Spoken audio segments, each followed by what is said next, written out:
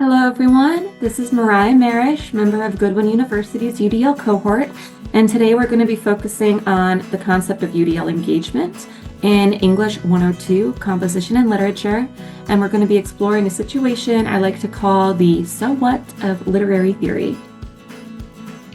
So, to start us off, I would like to explore what I think is working well in this class. I do believe I'm offering action-oriented feedback.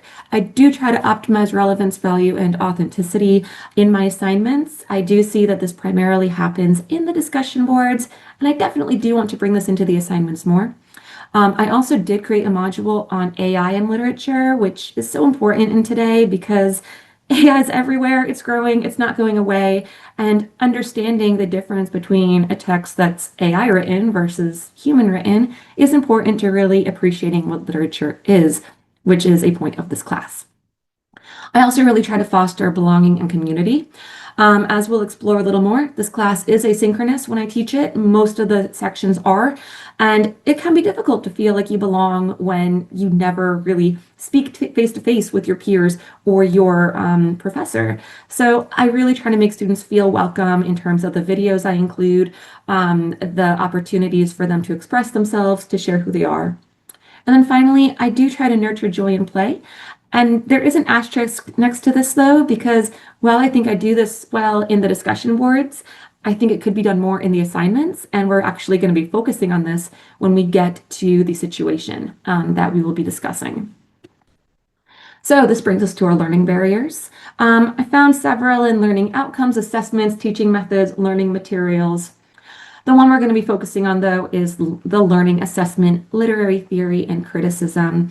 And I'm focusing on this one because I think this is a very important assignment, and it has a lot of opportunity for students to do some inward soul searching, what matters to them, and nurture joy and play, which I will say is one of my favorite ideas in UDL. So this brings us to the critical event of that assignment for literary theory and criticism. Personally, I love literary theory. It was part of my master's thesis. I think it's just so interesting tying literature to the world and to what's important to a reader, to an author. And I noticed my students were not having the experience I was hoping they would have. So this really hit home for me, and I want to fix this. I saw that students were having a difficult time choosing a literary theory. They are given many different choices to choose from, but I had a good amount of emails of, I don't know what to pick. How do I know? And that kind of sets some alarm bells off that they're not seeing how this applies to their own beliefs, their own what they think is important. I also saw that they were struggling to recognize the theory's relevance application in everyday life, which ties into the fact they had a hard time choosing one. Also, when I got their assignments, some of them were beautifully written.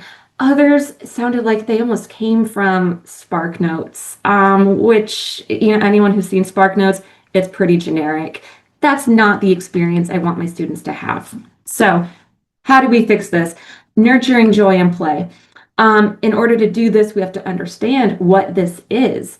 I bolded some of the main ideas of nurturing joy and play that I think are important.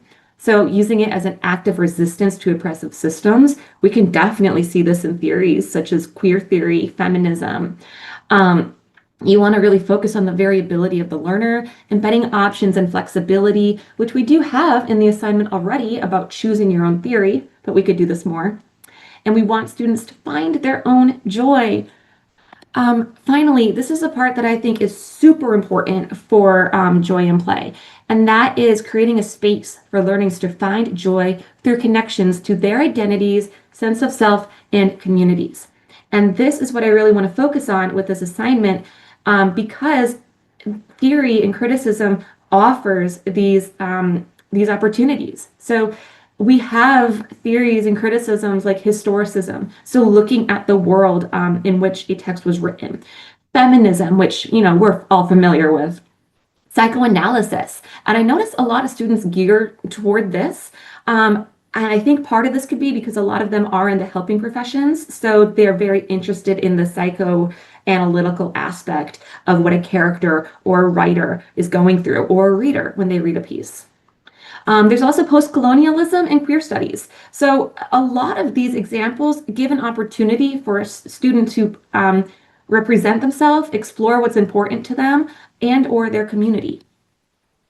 So to do this, we're going to go out with the old, in with a bit of the new, keep student choice, but I think it would be helpful to have fewer choices, but with more information for each to really bring each theory alive with some more examples instead of having students do all the work on their own. I don't think this needs to be an essay. I think it could be a PowerPoint presentation or a video. Also exploring the relevance off the page. So making students look more at the author, the reader, and also include a mode of reflection. So why this matters to the student. And finally, using this as a testament to the messages the authors impart, a vehicle of self-expression, really turning this assignment inward and making the student share what matters to them.